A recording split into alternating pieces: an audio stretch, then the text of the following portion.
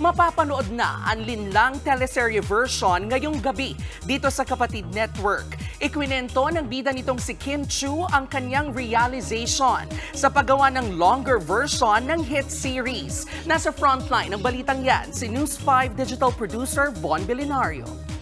Ano, sexy ba, ha? Hindi ka ba talaga titigil? Hindi, bakit? Juliana Luwalhati is back. Umamin ka na. Anong aminin ko? Wala! Buong-buo nyo nang mapapanood sa telebisyon ang Panlilinlang. Dahil ang biggest series ng 2023, may teleserye version na. Isang malaking pagkakamali itong relasyon natin. But I chose to stay. Kanina, bumisita sa Good Morning Kapatid ang bida ng teleserye na si Kim Chiu. Kwento ng aktres, ito na ang pinaka-challenging role niya. Sobrang natakot talaga ako sa project na to.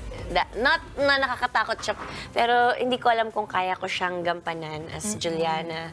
And ayun, I took the challenge. Kasama ni Kim sa teleserye sina Paolo Avellino, JM De Guzman, Diamond Star Maricel Soriano at marami pang iba. Kwento ito ng pag-ibig at pagtataksil. Kaya afraid daw si Kim na baka mas lalong mainis sa kanya ang viewers dahil sa karakter niyang si Juliana. This is very not Kim Chiu branding, pero gusto kong mag-grow as an actor.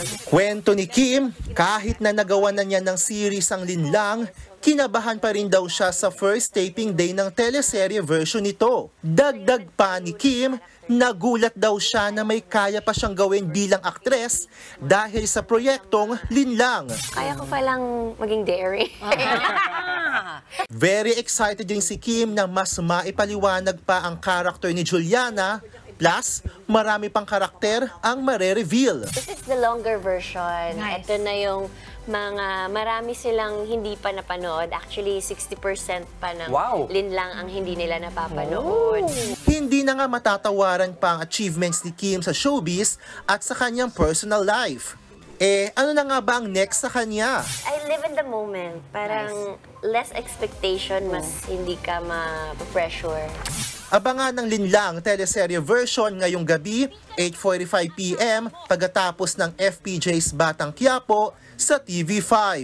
Nagbabalita mula sa Frontline, Von Belinario, News 5.